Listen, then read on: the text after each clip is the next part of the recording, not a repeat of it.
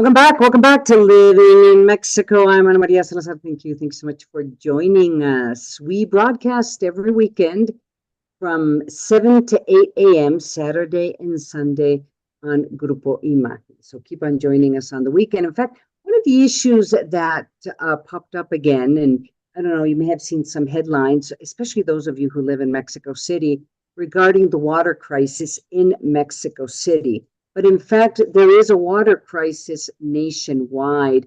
To help us to put into context, what is the crisis? How bad is it? Joining us today is Luis Zambrano. He is a professor at the Biology Institute at UNAM.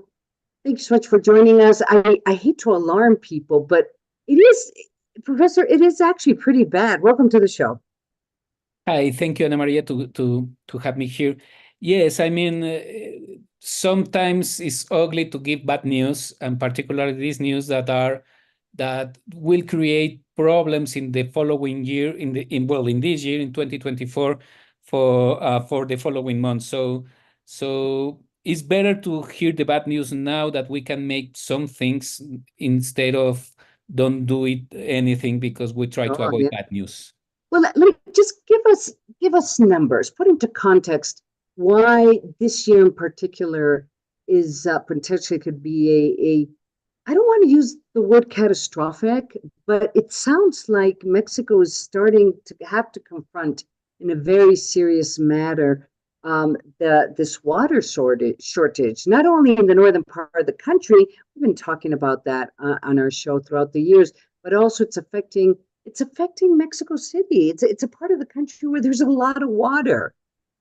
Yeah, Well, first of all, the context is why we have a problem with water. Well, it has to be with two main things. The first one is climate change. Climate change has reduced the water provision. I mean, the rain, alarmingly in the last 30, 40 years, at least in Mexico City and in the rest of the country too. So, for example, now we have 3 years in a row with the worst drought in all the country. You can see the data in Conagua's webpage. So to be sure that I am not lying, for example, in that situation, but it's not only. I mean, it is becoming worse in Mexico City. That normally we used to have for before. In the 80s, like 900 millimeters per year, and now we are receiving less than 500 millimeters per year. So we're receiving by far less water from the rainy season. So that is one of the biggest problems, climate change. Climate change also has another peak, which is El Niño. I mean, El Niño is a meteorological phenomena that occurs between 8 to 8 years, from 2 to 8 years, and that creates different currents in the South Pacific that changes the temperature, particularly in the Pacific area, that increase all the temperature in all the northern hemisphere, and that increases the droughts in most of the continent and most of the rest of the continents. Actually, you can see fires, for example, in Hawaii or in Greece or in Canada. So those droughts are produced by this El Niño effect that has also added to the climate change. That is one of the huge problems. The second problem is, particularly in cities, is the bad management of the land and the bad management of the water. We decided to make this bad management in Mexico City for 450 years. We decided to dry all the 5-lake system. And now there is a very few remnants of the 5-lake system in Xochimilco and Texcoco, and not much more than that.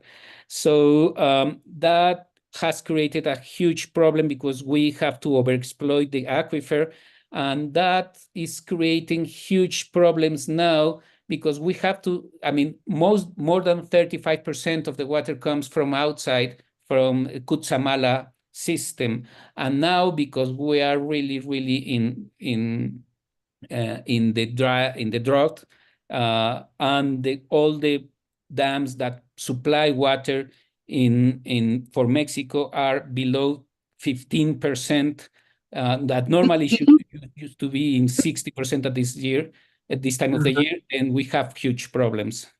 Can you give me that number again? 50 or 15%? 15%. So 15. Wow. That's a crisis. Yeah, that's a crisis. So we will lose the surface supply of water in the next month for sure, and then we will have to live with with the normally 60% of the water that normally covers only 60%. 100% of the city has to live with that for the next 4 or 5 months. So we are in a crisis.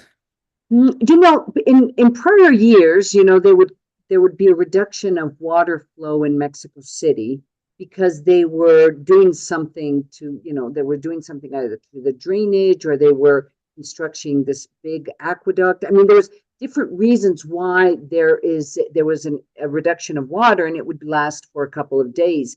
What you're saying, if I understand you correctly, Professor, by the way, joining us today is Professor Luis Zambrano. He is a professor at the Biology Institute at UNAM. What you're saying is that this is going to be there's going to be a water crisis for at least a couple of months until the rainy season returns to Mexico City? And let's hope that the rainy season start early and it's a proper rainy season and not a rainy season that happened last year.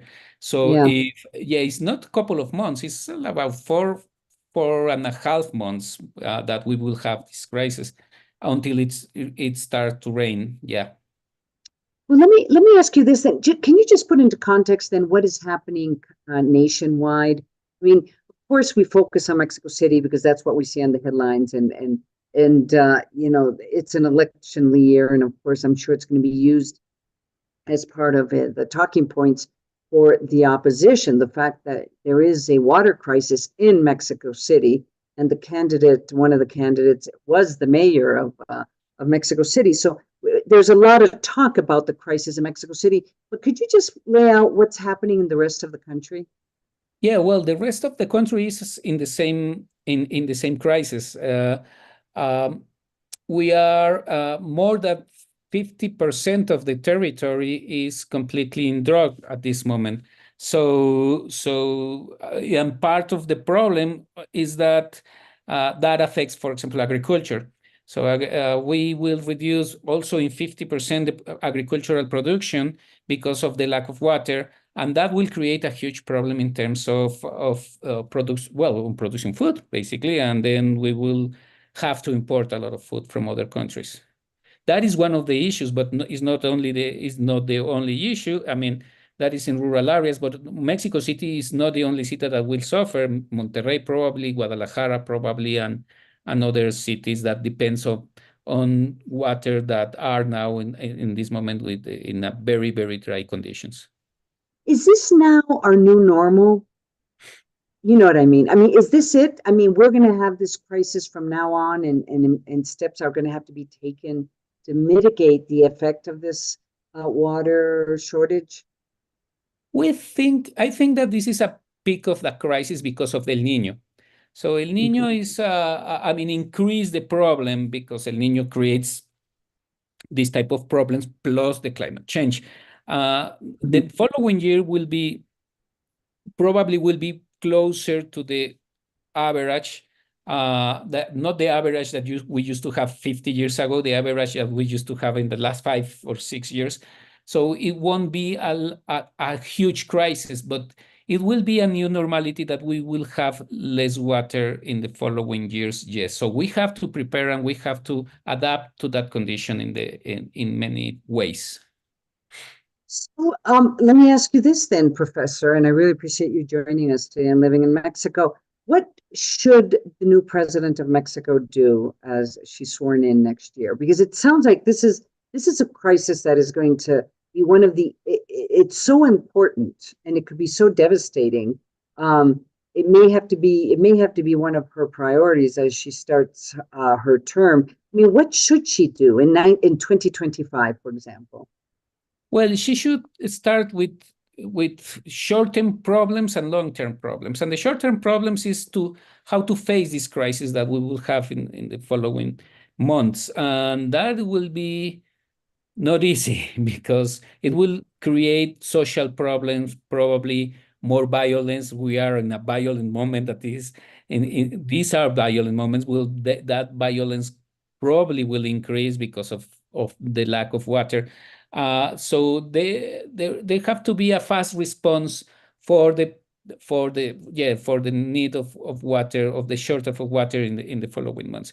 That can be done with many things at this moment. So a very good policies of fast response, such as reduction of many of the business areas that use a lot of water, particularly golf courts or beer, or for example, beer factories. Beer production factory. Yeah. Exactly. Yeah. So that is one of the things that she will have to face. The other thing that she will have to face is the long term. I mean, because that will be the new reality, and that should be related mostly with land use management. Particularly in cities. I mean, land use management in cities such as Mexico City, in which we need to create, to restore areas for infiltration, that is highly important, and that will create a feedback loop. If we started to restore a very good feedback loop in the long term, that will give results only in the long term. So the next president should understand that the things that she has to do in the following 2 years, the results will be seen in the next 15 years or something like that. But if she doesn't start with that, then we will have problems in the following century, basically. Luis Zambrano, we ran out of time. Promise me you'll come back soon and join us here in Living in Mexico. It's an ongoing issue. It'll be interesting to see how bad it gets at least here in Mexico City. Thanks so much for joining us, Luis Zambrano. He's a professor at the Biology Institute at UNAM University. Thanks so much for joining us. Thank you very much. We're going to go to commercial break. I'm Ana Maria Salazar, and you're listening and watching Living in Mexico. Don't go away.